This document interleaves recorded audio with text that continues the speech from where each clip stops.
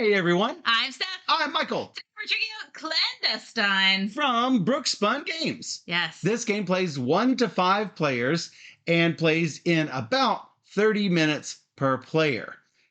And probably go a little bit longer on your first play. However, fear not, we are here to guide you through all the rules. So this is going to be the rules video, and then we're going to have a playthrough video. If you mean to just watch the playthrough video, click the link down below. So there's a Kickstarter for this game. So it's coming to Kickstarter in a few weeks. So if you're watching this like tomorrow on YouTube or whatever, so it's not quite there yet, but we do have a link that you can click and then you can follow along. So Jelfia is on it. Thank you, Jelfia. And that's right. And Jelfia said it. Don't wait, or it'll be too late. You know how it goes. As soon as you see that Kickstarter go live, you've already watched this, right? So you will already know how awesome this game is. Spoiler alert, it's awesome. So don't wait. Don't just put it on a reminder or anything. Go ahead and pre-order as soon as you see the Kickstarter go live. Get notified on launch, which Jason in the chat says October 29th. That is awesome. Yes. So speaking of Jason, thanks to Jason and Brooks Spun Games for providing us this early release copy of Clandestine, but he didn't give it to us in exchange for this video. He gave it to us because he knows we like to play all the games. Hey, let's get right to it while I teach you all the rules. Absolutely. I love games that pop with color like this does. And I love, love, love, love games with asymmetry and Mancala type action generation. Love all of that stuff. So what you're going to do is first determine who is going to be the first player. Steph is going to be going first. Each player is going to choose a secret society to play. And I have chosen the Mariners Union. Steph has the Garden Club. And we're going to take our tableau, our secret cards, which is a deck that has your color back on it. And I did not choose blue because some of the artwork is still being worked out on, and these are the most attractive ones currently to show off. So Steph has placed her Garden Club. You can place this on either side. The only difference between the sides currently is whether Fundraise and Discover are on the left or the right. And depending on your preferences, you can choose to put it one way or the other. However, once the first player has chosen theirs, then everything is basically going to be locked in because you are going to add these connectors so that the path along this way, this public path, is going to alternate between fundraise and discover. Fundraise, discover, fundraise, discover. So in case you have more players playing, you have different angles for these connectors. So you might have these connectors that will go like this, and then you'll have another 2 public spaces in another society, and then a connector, and then another society. So you can have a 4-player game.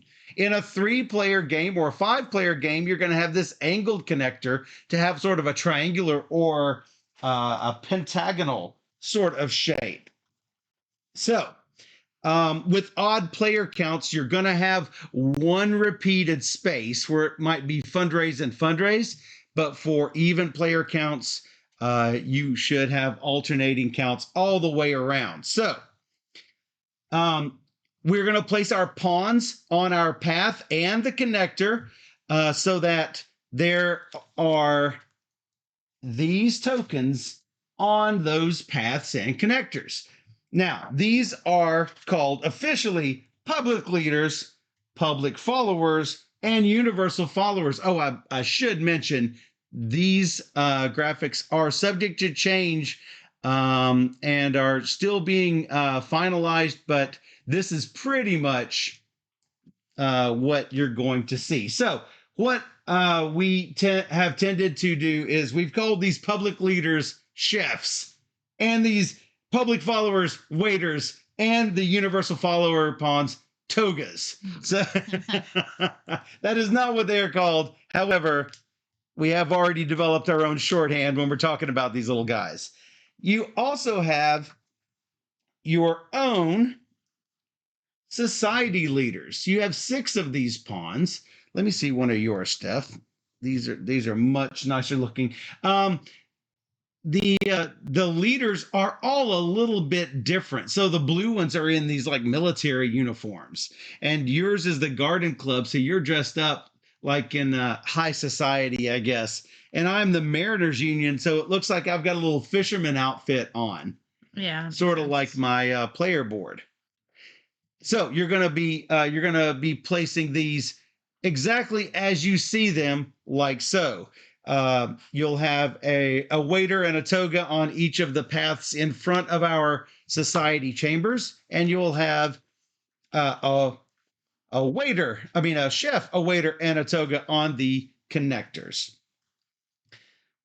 So you are also going to populate the relic map. Shuffle this huge stack of relic cards and place these out and make sure that all of these relics are bright relics. You'll know a dark relic when you see it because it looks dark. So at the start of the game, all of the relics should be bright relics. You are also going to shuffle up these beautiful conjunction cards, and you're going to deal up player count plus 1 of these. So we are going to have 1 of those each in the game, and those will give special powers to us. You're going to place your society leaders here on the bottom edge of your board, standing up, and you'll notice that there are lock spaces next to these alchemy tokens. So I'm going to start with 1 alchemy token, but there are 2 more that I can unlock. When I unlock my, notice I already have 2 leaders on the board. When I unlock my 3rd leader, I'm going to get another alchemy token. And when I unlock my 5th leader, I'm going to get my final alchemy token. So those are just going to be placed here on your player board. Your ascension wheel should start at 1, and as you ascend, you'll notice that it's going to go from 1 to 2 to 3 to 4 to 5. It's going to raise your maximum hand limit, and you'll notice that there are conditions to ascend to the next level. You want to ascend in this game, which will give you more powers and abilities, and it will also drive towards the end game. You're also going to start with whatever it says that you start with right here. Notice the symbol for power is a little lightning bolt, and the symbol for money is a cents symbol. And I'm going to start with 1 of these starting, what is this called? Regroup. Starting regroup token. Yes, thank you, Steph. You're going to start with 1 of those as well, unless you are, I think one of the purple player starts with 2 of them. I'm going to start off with 2 of my secrets cards, and I'll talk about that here in a second. And 1 of my alchemy tokens. So your secrets deck is made up of cards that are unique to your faction. Notice all of the numbers on the side here and at the top. All of these level 2 cards have a 2 on the top. I've got all of my level 1 cards already shuffled and in the deck. So take all your level 1 cards out, shuffle them up, and give yourself the amount of cards that it says you should start with. I'm going to unlock these level 2 cards when I advance to level 2. I'll unlock the level 3 cards when I ascend to level 3, and I'm going to take these level 4 cards when I ascend to level 4. You don't get anything at level 5. However, when you finish your conjunction, you are going to get this special secrets card. As soon as you finish the requirements for your conjunction, this goes immediately into your hand. This will not go into your hand when you ascend to level 2. Shelby says, toga, toga, toga. So I've only got access to these level 1 cards. I've already dealt myself 2 cards. 2 cards. 2 cards. I want good cards. So that pretty well takes care of setup. Well, you have to also set up the Ascension board. Let me not forget that. You'll notice the first one of each of these, you are going to put this first player marker on each of these Ascension levels. Notice this is the symbol for intrigue points. Intrigue points are victory points. This is how you win the game. So 2 intrigue points. If it says intrigue times 2, or if they change this to intrigue plus 2, you will get 2 intrigue points. This does not mean you multiply your intrigue times 2. This means you get 2 intrigue points. You'll notice 3, 4, and 5 as you go up.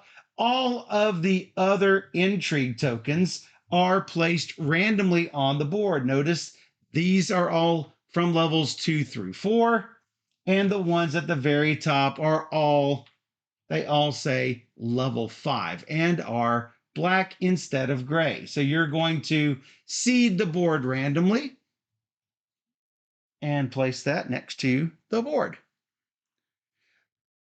I noticed that this is a double layer board where there are cutouts on these spots. That tells me that, hey, maybe there's some sort of expansion in the works for this game. And if so, that would be absolutely fantastic. I gotta say. So, a little bit of core concepts. These are your intrigue tokens. As I mentioned, whoever's the most intrigue at the end of the game is the winner.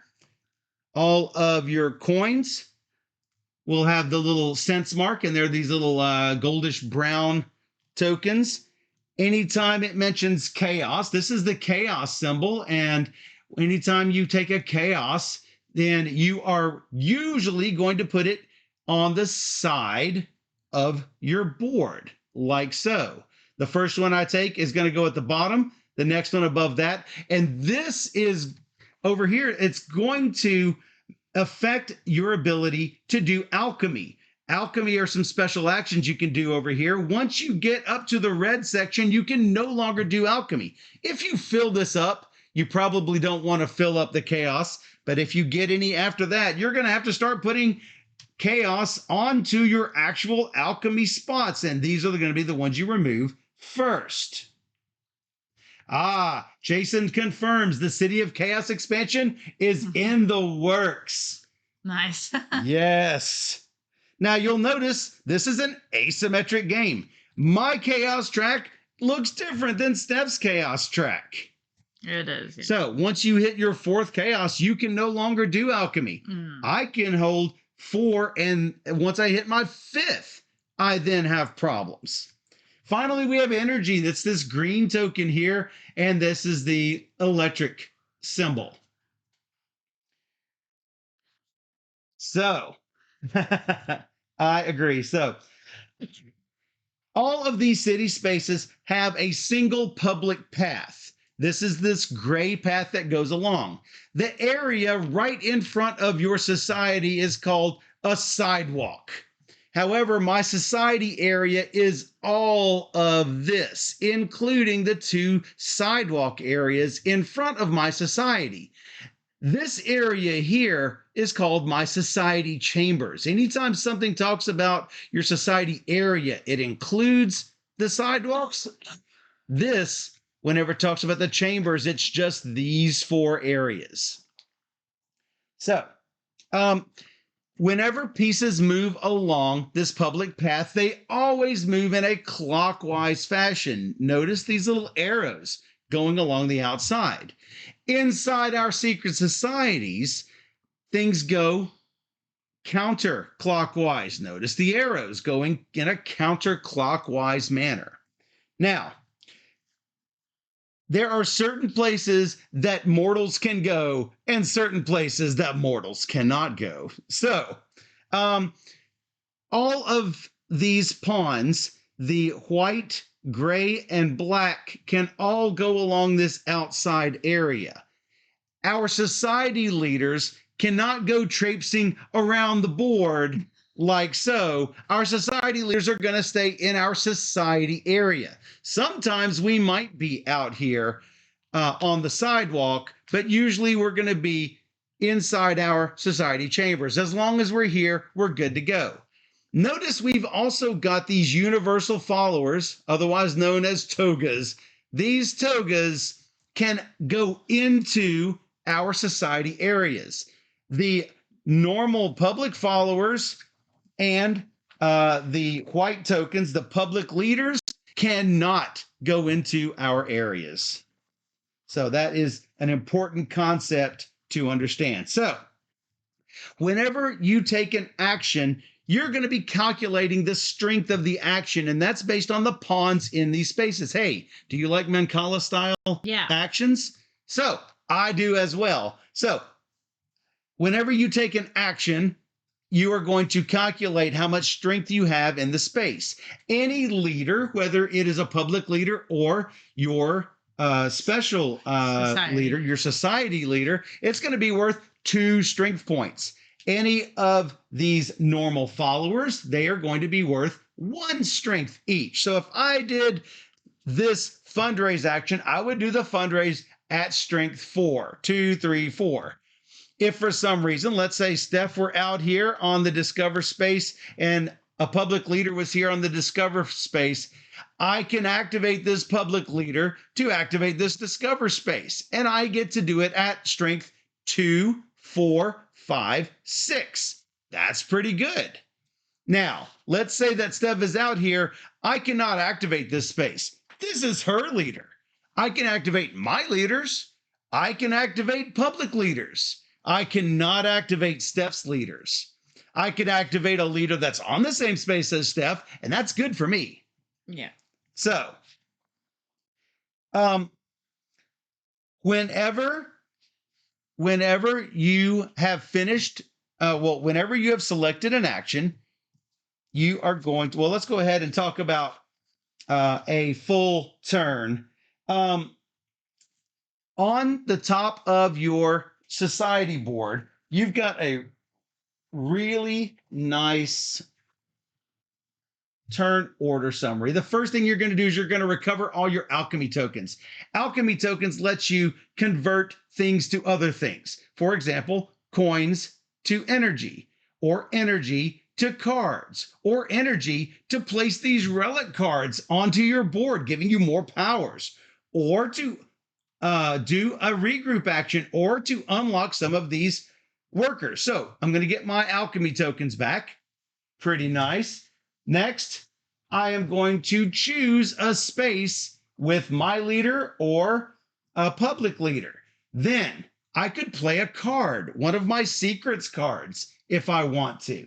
Then I'm going to find the strength of that action. Anytime you see this triple dude symbol here, this means a strength action. So I'm going to find the strength, and in my example, it is a 6. I'm going to place my 6 right here.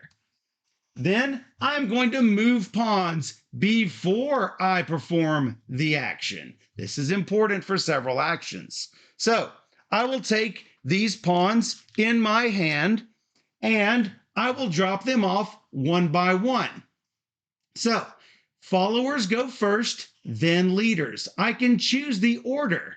So starting here, I'm going to drop off. Let's say I want this universal follower near my society. So I'm going to drop off this public follower, and I like to stand these up. So if I have to take back the move, I know I can do that.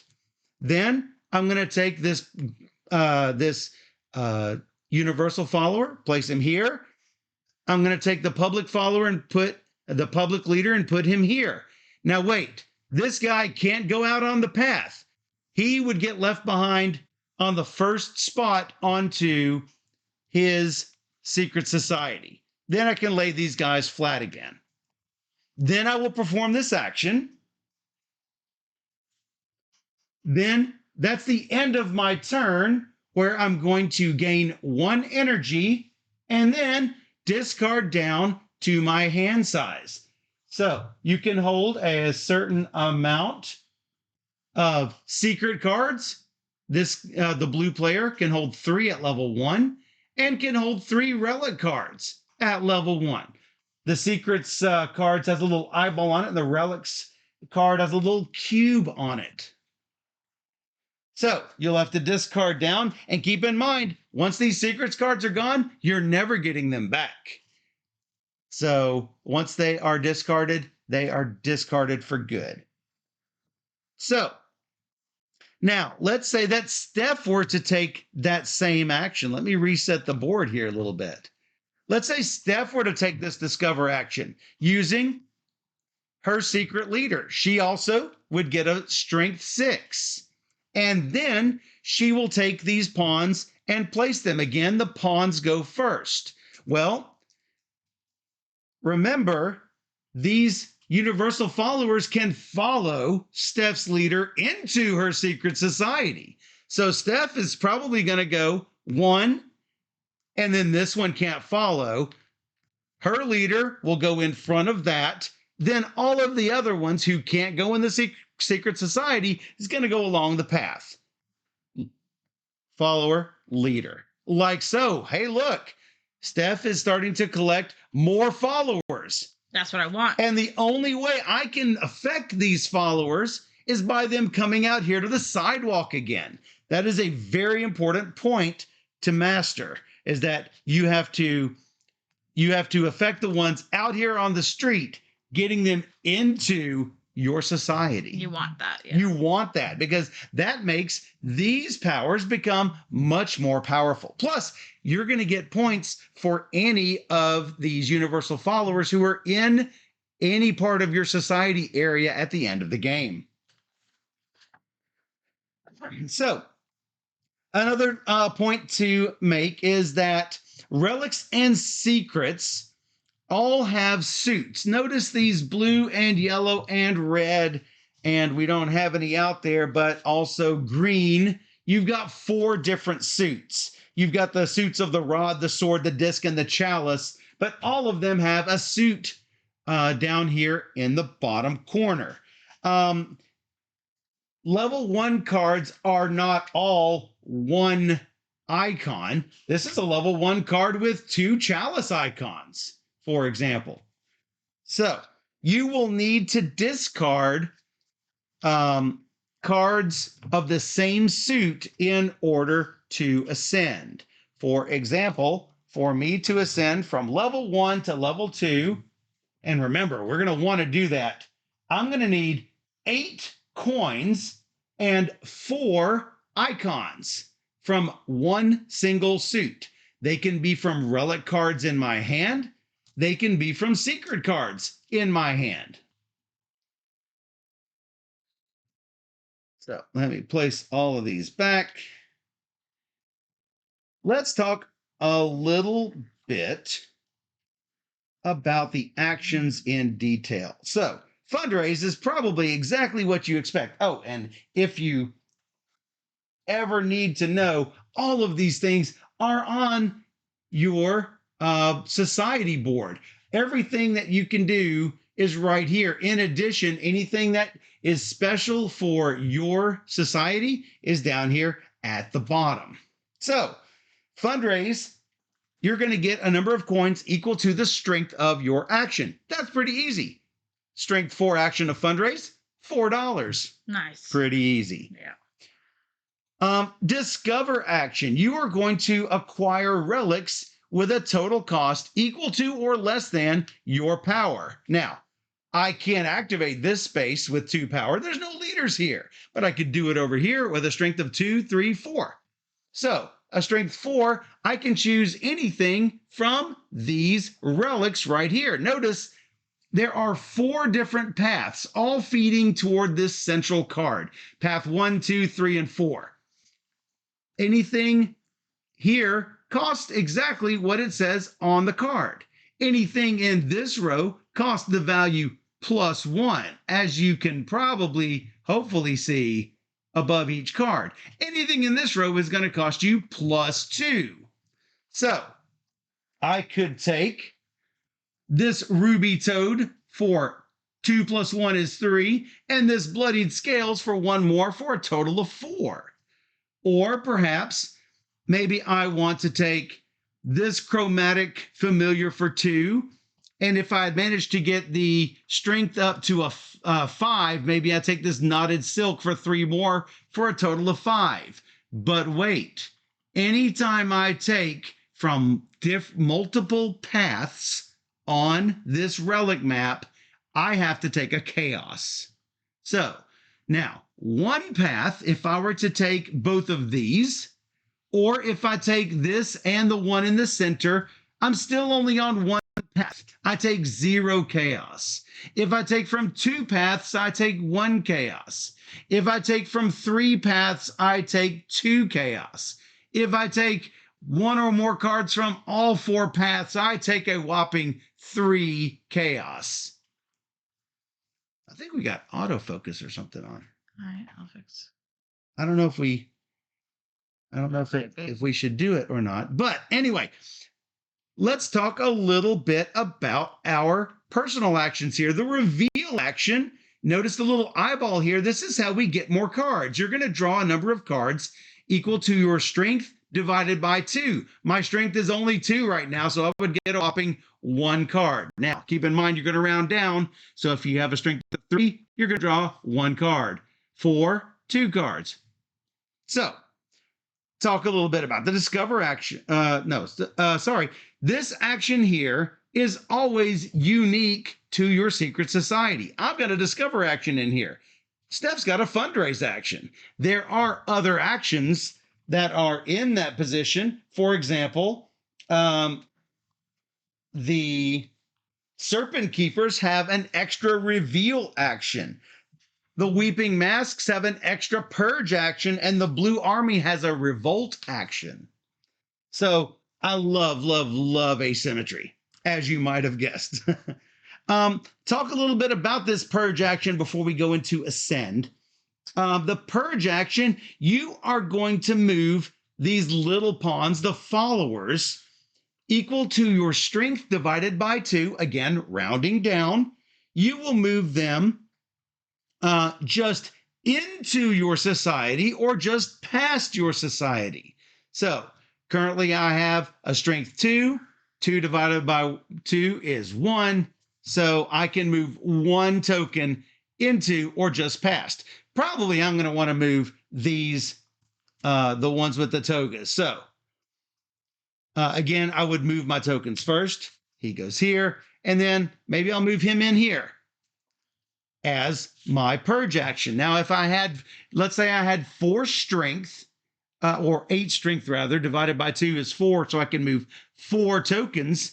I could move all 4 of these just into or just past my society area. Now, I'm not going to be able to affect these over here. I have to affect the ones in my society, which is only these here. Let's talk about ascend. Everyone likes the ascend action.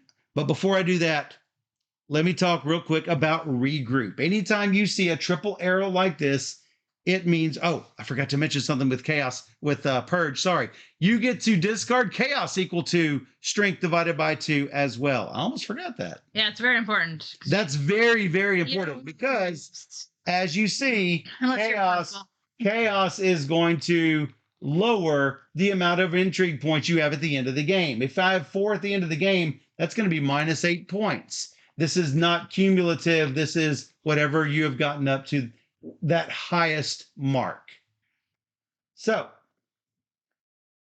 anytime you see this triple arrow, that means regroup. A regroup action is used to move a single leader of any type, public or society leader, or an amount of followers equal to the regroup value, and you can move those a number of spaces equal to the regroup value. So I could move 1 leader 2 spaces, or I could move up to 2 followers up to 2 spaces each. So those are very important. Notice these tokens here. This token is a 1-use token. There's a little door icon at the very top. This means I use it once, I flip it over, and it's done.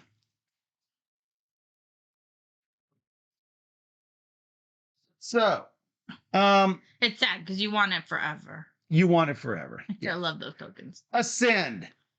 Ascend is super important. You're not going to do it a lot during the game. You're only going to ascend a maximum of 4 times, but you really want to do this. Ascend lets you ascend to the next level, which lets you hold more cards and lets you have more powerful cards in your secrets deck. There is an order that you have to follow with these, with Ascension. Let me make sure I do not leave the mess this up. The little graphics on the board. Yes, the little graphics are super helpful. But it's good to have a. So the first thing is if you have just reached Ascension level 2, you're going to take one of these conjunctions. These conjunctions show the relic cards that you need to place in your society in order to gain more intrigue points, more importantly, but also to gain your super special conjunction card that you can only get when you have all 6 relic cards in the right spot in your society chambers. So you're going to choose one. If you are, you're going to adjust your wheel to level 2. You are going to obviously have to pay everything you needed to go from level 1 to level 2, or you can't even do the action. 8 money and 4. And 4 icons. Icons of the same type. Yes. If you use relic cards to help pay your cost, then you can shove them underneath your player board.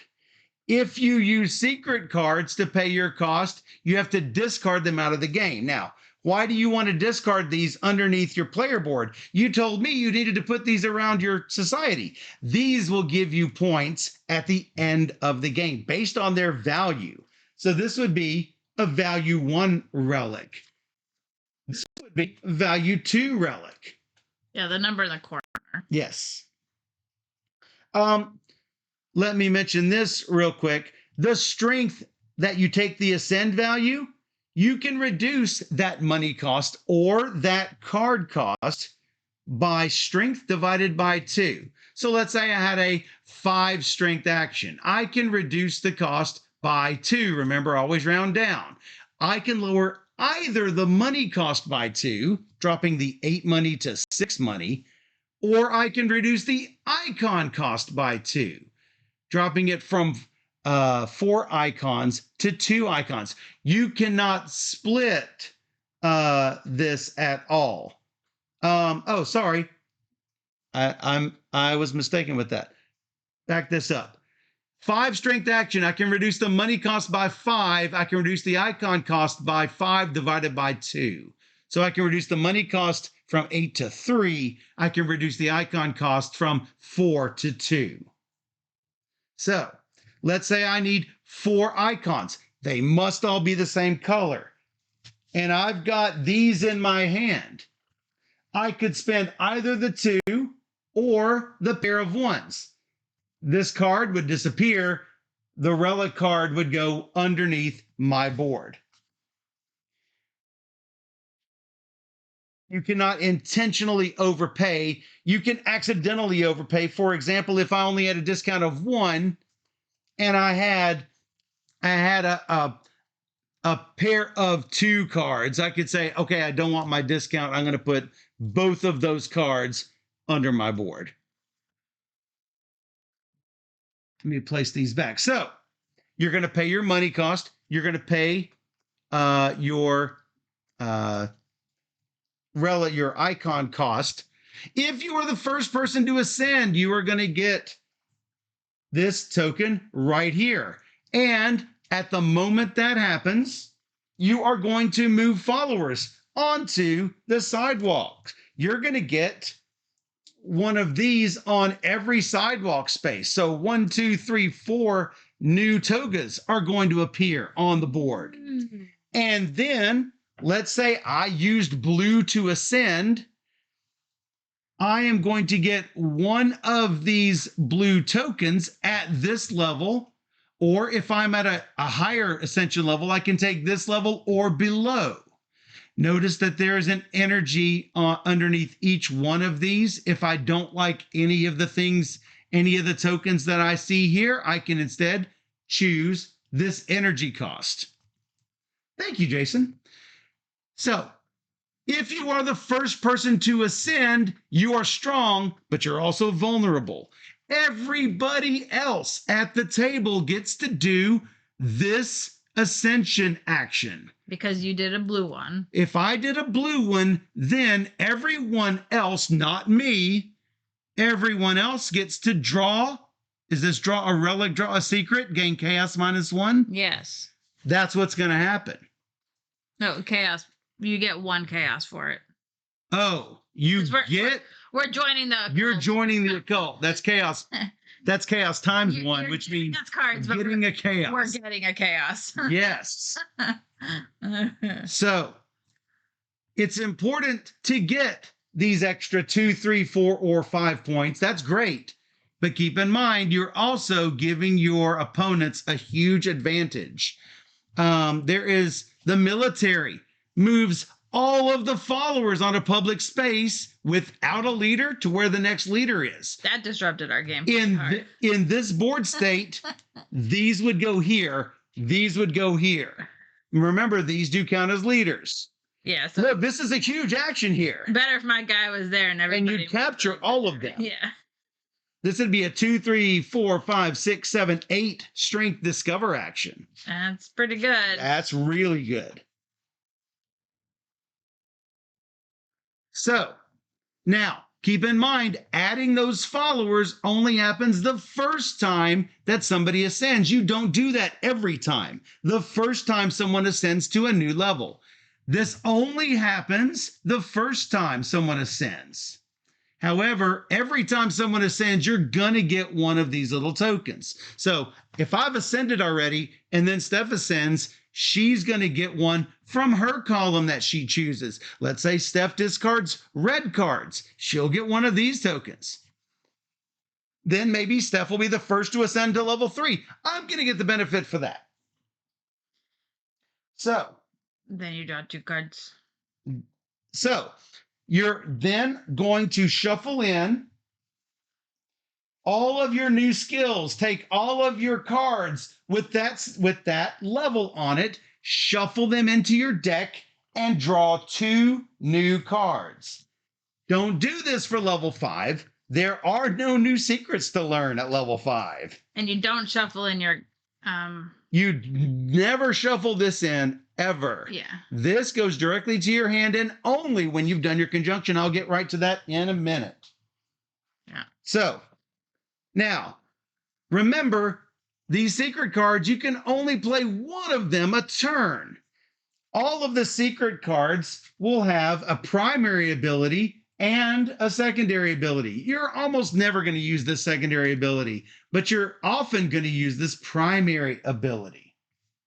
So, whenever you remember, whenever you are taking your turn, first you retrieve your alchemy, then you choose your leader that's going to activate, then you play a card, then you find the strength. This order is super important. You play exactly 1 secret card. You can't play as many as you want. Even though we want to. Even though you will definitely want to. And then you're going to, after you play this card, you're going to discard it. Keep in mind, these cards are worth points at the end of the game if you have them in your hand. Any cards with a 4 in the corner are going to be worth 4 points. So I had an ability where I could get points for discarding cards.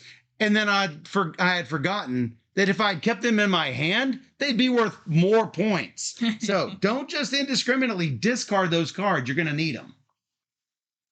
So let's talk a little bit more about these relics. Remember when I said that you can, let's say I took the bloodied scales and the knotted silk.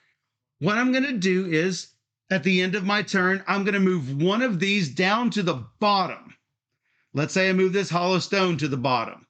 These will fill in, and then I will fill in the other ones from left to right. That does not happen until at the end of my turn. So I do have a hand limit for those. Currently, your hand limit is 3 and 3. I can hold 5 relic cards. Because you're the relic guy. I'm the relic guy. Now, how do you get relics into your society? Well, you've got to take your alchemy token and you've got to place it here. And let me get one of the boards. You will notice that this alchemy area lets you turn 4 energy into 2 cards, 2 energy into placing 1 card underneath your society board, or for 3 energy, you put 1 card in and take the existing card out. These cards don't have to stay there forever, but this card will give you some sort of power. For example, the Bloodied Scales. I will add this underneath one of my society areas. And when I take that action, there's a little plus sign here. That means I'm going to get something in addition to the current power, and that's going to take effect after my action happens. Discard 1 secret and draw 2 secrets. Pretty good, huh? So I could put it under here. You see this little spot for a relic card, and every time I do the reveal action, I can then discard 1 secret I don't like and draw 2 more. It's a may also, so you don't have. That is correct. That is crucial. That is a may. You may do that. These can go anywhere you want. These bright relics can go anywhere. Dark relics can only go here and here in your society. Lights can go here, but darks only can go in these 2 locations. These dark relics have this flag on it. That means it's going to be worth some amount of intrigue at the end of the game. For example, this one says intrigue for assigned, what is color card is this? Assigned green symbols assigned to your society. So this is going to be worth either, you'll also notice these dark relics have 2 different suits. It's either worth 3 rods or 1 swords. Military. So if I place this here, I'm going to get points for it at the end of the game. I don't need to do that until the very end, but let me tell you, the end comes fast and furious. Yeah. People are going to be ascending rather quickly, and you do not want to delay. Now, where do you want to put these cards? Well, that depends on what your conjunction is. Notice I'm going to need a green on my far left, a red on my far right, and then on these 2 society chambers, I can go yellow-red or red-yellow, and I can go green-blue or blue-green. Notice that these 2 can be swapped however I want. Notice on this one, there's also an alchemy spot. Where I can place one of my alchemy tokens to activate this. Notice this says at any time. Some things can be done at any time with alchemy. Some can be done only on your turn. So while Steph is doing something, maybe I want to do one of my anytime actions. But these I can only do on my turn. Yeah, and just so we're clear, you don't need to unlock your bonus of all 6 cards in order to get this ability. Yes, this conjunction bonus, all of this ability is not after you've got this conjunction bonus. What do you get after you finish the conjunction bonus? Remember, that's to get this conjunction card. And spoiler alert, you want it. Every correctly assigned card on your chambers is going to give you 2 points for each, for a maximum of 12 points at the end of the game. You want these cards. So this, I will place my token down, and then if I do the effect on the left, I get the thing on the right. If I don't do the thing on the left, I don't get the thing on the right. So looks like this sacrifices followers to get stuff, and then retrieves those followers to get all those tokens on the card. Pretty cool. So,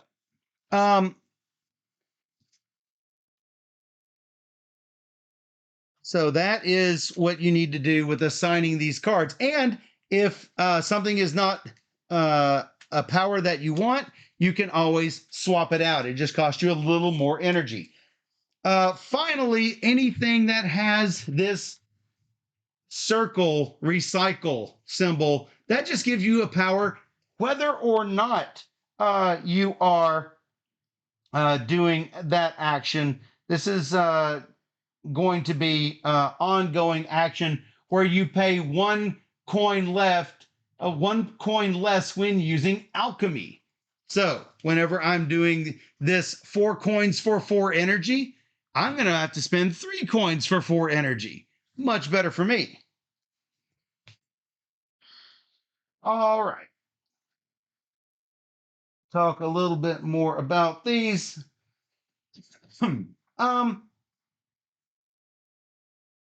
As soon as one player reaches level 5, or when the relic deck is empty, the end of the game is triggered. Each other player gets 1 final turn. The player who got to level 5 does not get any more turns. So, when the game ends, you're going to calculate your final intrigue. It's going to be the square of your current level. So if you're at level 2, that's 4 points. If you're at level 5, that's a whopping 25 points. You're going to get 2 points for each relic that matches your conjunction. You're going to get points for relics in your chambers that score points, the dark relics. Oh, and these are all on your handy dandy final scoring checklists. You are going to get points for the relics that you use to ascend. Those are the ones that you tucked underneath your player board. You are going to get intrigue points for the secrets that are remaining in your hand.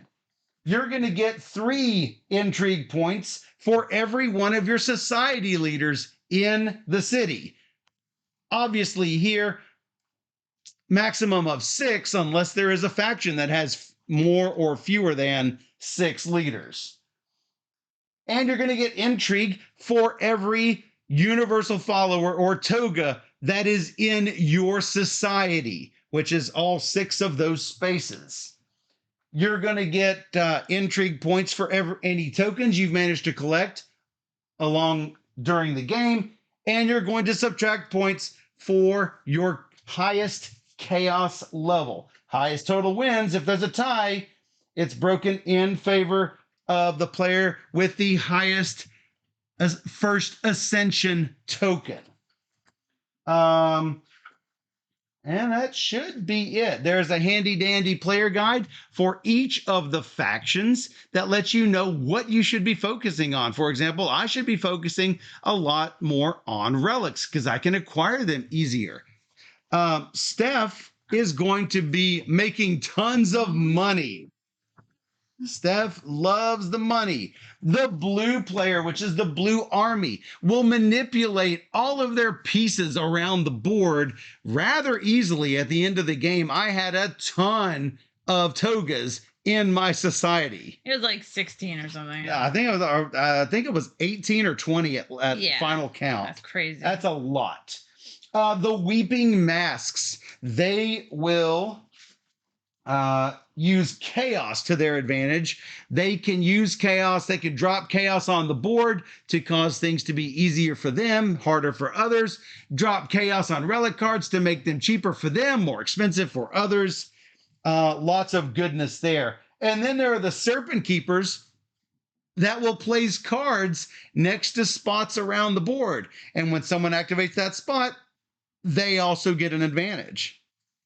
So, and as Jason mentioned, maybe there are some other factions coming. I know, it's exciting. Certainly stuff to be looking at.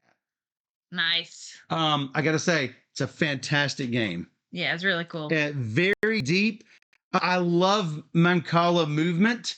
I love being able to amass the strength on a spot and then do something at a super strong action. Love all of it. Yes, you got to take those opportunities when they come. Absolutely. That won't be their next turn if you Right. if you don't do it.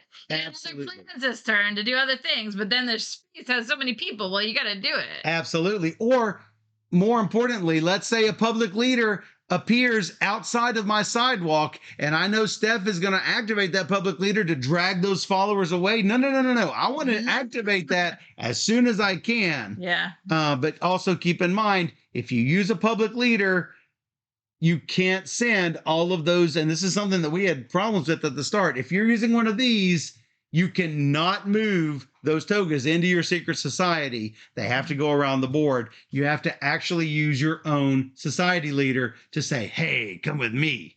Follow me this way. Follow me. Fantastic game. Can't say enough good about it. Be sure to check out Clandestine from Brooks Fun Games. And here's the link. You know what to do. Don't wait, or it'll be too late. Yes. Go ahead and order it as soon as that Kickstarter goes live. Any final thoughts, Steph? No, I think I'm excited to play and see how I do the second time. That's right. And if you want to check the playthrough out, go check the link below. Oh. And if you enjoyed this teach and playthrough, well, not yet the playthrough. If you enjoyed this teach and you enjoy our playthroughs and you want to see more just like it, come join us on YouTube at BoardGamerSteph. Or even better, you can join us live on twitch.tv/BoardGamerSteph every Wednesday and Sunday night at 5 p.m. Central, where we stream 3 games and usually a lot more every single stream. So come join us on Twitch, where we play all the games. And for those on Twitch, we'll be right back.